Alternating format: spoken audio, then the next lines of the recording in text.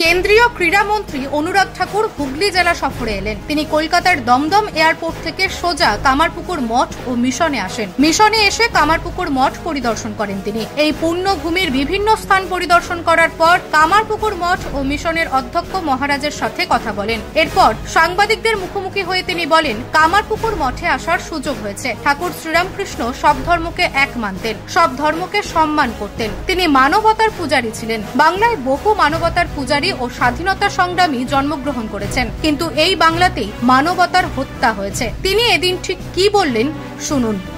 रामकृष्ण परमहंस की जन्मस्थली में आज आने का अवसर भी मिला और वहाँ पर खड़ा हूँ जहाँ पर एक महान संत ने, आध्यात्मिक गुरु ने और एक विचारक ने जन्म लिया था, जो सभी धर्मों को एक मानते थे, उनका सम्मान करते थे और वो मानवता के पुजारी थे। और जब मैं कहता हूँ मानवता के पुजारी थे तो बंगाल की इस धरती से उस महान संत ने जन्म लिया जिनके विचारों को पूरी दुनिया भर में पहुंचाने का काम उन्होंने भी और उनके बहुत सारे ऐसे अनुयायियों ने भी किया, जिनमें स्वामी विवेकानंद जी भी थे। ऐसे महान संत ने जहां मानवता को प्राथमिकता दी, आज उसी बंगाल की धरती में जहां ऐसे महान संतों ने और स्वतंत्रता सेनानियों ने, बहुत बड़े नेताओं ने, विचारकों ने जन्म लिया, आज उसी धरती पर मानवता का कत्ल भी हो रहा है। बहन बेटियों की इज्जत लूटने का काम भी हो रहा है। सत्ता के चलते ममता दीदी के इशारों पर उनके ही पार्टी के नेता आज भारतीय जनता पार्टी के कार्यकर्ताओं की कहीं हत्या में शामिल होते हैं, कहीं मारपीट में शामिल होते हैं, कहीं महिलाओं को निर्वस्त्र करके घुमाने का काम यहाँ के लोग जैसे करते हैं। वो इस धरती को शर्मसार भी करें तो यहाँ की सरकार पूरी तरह से विफल और यहाँ की कानून व्यवस्था तो पूरी तरह से चरमरा गई है। क्या मुख्यमंत्री जी की शह ऐसे लोगों को और समर्थन है जो अपराधी भी हैं, जिनका आतंक भी है, जो गुंडागर्दी को बढ़ावा भी देते हैं और जो हत्या के रास्ते सत्ता अपनाने का काम भी करते हैं। लेकिन ये सब करने के बावजूद भी बंगाल की जनता ने मुंह तोड़ जवाब ममता बनर्जी जी को दिया और टीएमसी को दिया। पिछली बार अगर हम लगभग 5,600 सीटों पर जीते थे तो इस बार 11,000 से ज़्यादा जीते हैं, दुगने से ज़्यादा समर्थन मिला है। अगर पिछली बार हमारे 18 सांसद बने थे तो इस बार हम 35 सांसद यहाँ से बनाएंगे। बंगाल की जनता ने बता दिया है कि ममता जी आपसे जनता दुखी है, त्रस्त है और आपकी विदाई चाहती है और आने वाले लोकसभा चुनाव में नरेंद्र मोदी जी और भारतीय जनता पार्टी को समर्थन देंगे। लेकिन मेरा सवाल कांग्रेस पार्टी के नेताओं से, विपक्षी दल के कम्युनिस्ट पार्टी के नेताओं से, क्या जब उनके नेता यहाँ पर मर रहे हैं, जिनको मारा जा रहा है, मारपीट हो रही है, तो क्या कांग्रेस और कम्युनिस्ट अपने कार्यकर्ताओं को बंगाल की धरती पे मरते रहने देंगे, मारपीट होने देंगे, लोकतंत्र की हत्या होने देंगे?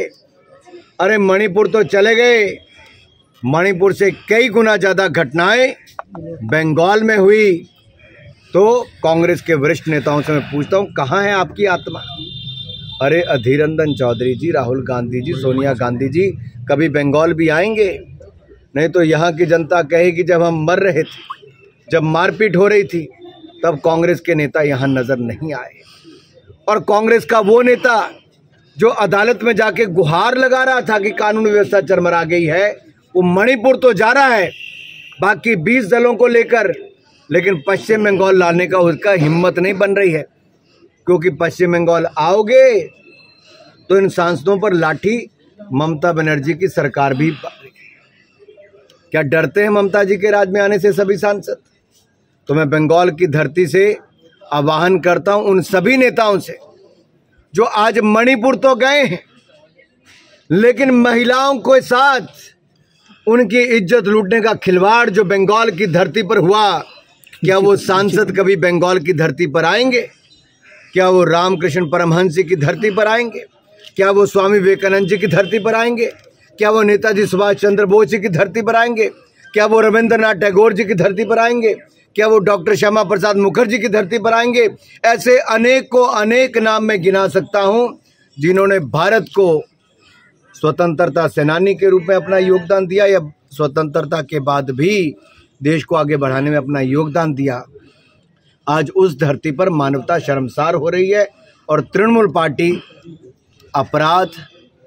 अपराधियों को, गुंडों को संरक्षण दे रही है और लोकतंत्र की हत्या कर रही है। मानवता को शर्मसार करने वाली, महिलाओं की अपराध वाली और उनके साथ दुष्कर्म करने वाली घटनाएं बंगाल में घट रही हैं। लेकिन ये 21 सांसद जो मणिपुर गए, क्या उनकी आत्मा उनको ये नहीं कहती कि हमें बंगाल भी आना है, यहाँ की महिलाओं का दुख दर्द भी जानना है? Thank you sir. एक बात है, 2021 के बाद ऐसे पोस्टल वायलेंस बहुत सारा दिखा गया है बंगाल में, तो सिचुएशन कभी चेंज नहीं होता है बंगाल का, कैसे? पंचायत चुनाव में भी देखिए, अगर कोर्ट कहता है कि चाहे व्हाट्सएप पर, इंटरनेट पर आप अपना नॉमिनेशन कर लीजिए, तो यहाँ पे इंटरनेट बंद कर दिया जाता है, व्हाट्सएप पर प्रतिबंध लगा दिया जाता है। सीसीटीवी कैमरा की फुटेज अगर कोर्ट में दिखाने के लिए कहा जाता है तो यहाँ की पुलिस कार्रवाई नहीं करती है। यहाँ के बैलेट बॉक्स लेकर भागते हुए बहुत सारे लोग दिखते हैं, उनके वीडियो सामने आते हैं, लेकिन ममता सरकार थोड़ी सी भी शर्मसार नहीं होती है। यहाँ के नालों में, नदियों में बैलेट पेपर पड़े हुए मिलते हैं, तब भी उस पर कोई बात नहीं होती है। यहाँ पे बैलेट पेपर पर ठप्पे लगाते लगाते वीडियो सबके सामने आते हैं और आप सब मीडिया के सामने किस तरह से लोकतंत्र की हत्या सब समझ आता है। लेकिन ममता बनर्जी जी 2 शब्द भी नहीं बोलती है, क्योंकि उन्होंने अपनी आत्मा को मार दिया है। एक मुख्यमंत्री बनके जहां कानून व्यवस्था चरमरा गई, वहीं पर महिलाएं अपने आप को सुरक्षित नहीं समझती, व्यापारी पलायन कर रहे हैं और यहाँ में जिंदगी बद से बदतर होती जा रही है। सत्ता के लिए हत्या, इसमें भी पीछे ममता जी की सरकार, पार्टी पीछे नहीं हटती। ये गंभीर आरोप ही नहीं, एक तरह से एक बदनामी जो पश्चिम बंगाल की हुई है कि किस तरह से हत्याएं होती हैं, किस तरह से महिलाओं का अपराध बढ़ता है। और जो हमारे पार्टी के एक वरिष्ठ नेता रविशंकर प्रसाद जी, पूर्व मंत्री, और हमारे अन्य सांसदों के साथ, उनकी रिपोर्ट में भी कहा गया है बंगाल में जो घटा वो मानवता को भी शर्मसार करता है, यहाँ की कानून व्यवस्था चरमरा गई उस पर भी प्रकाश डालता है, और यहाँ की सरकार स्वयं कैसे शामिल होती है, ये सारी बातों का विस्तार में उसमें उल्लेख किया गया है। लेकिन तृणमूल पार्टी बिल्कुल चुप है, मौन है और लोगों को मरने पर मजबूर कर रही है। গোঘাট থেকে সুশান্ত সেনের রিপোর্ট, নিউজ আজ বাংলা।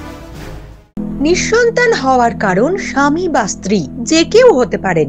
আইভিএফ এর অ্যাডভান্স সায়েন্স আর এক্সপার্ট কেয়ার লক্ষ লক্ষ কাপেলের স্বপ্ন সার্থক করেছে। তাই বন্ধাত্বকে হারাতে আপনাদের অবশ্যই আসতে হবে আরামবাগ প্রাণ আইভিএফ ফার্টিলিটি সেন্টারে। এখানে চিকিৎসা করিয়ে অনেক দম্পতি সন্তানের মুখ দেখেছেন। আমাদের ঠিকানা আরামবাগ, বসন্তপুর, আমতলা, বিবেকানন্দ পল্লী, 2 নম্বর রেলগেটের পাশেই। মোবাইল নাম্বার 7865858781 অথবা 7908098172।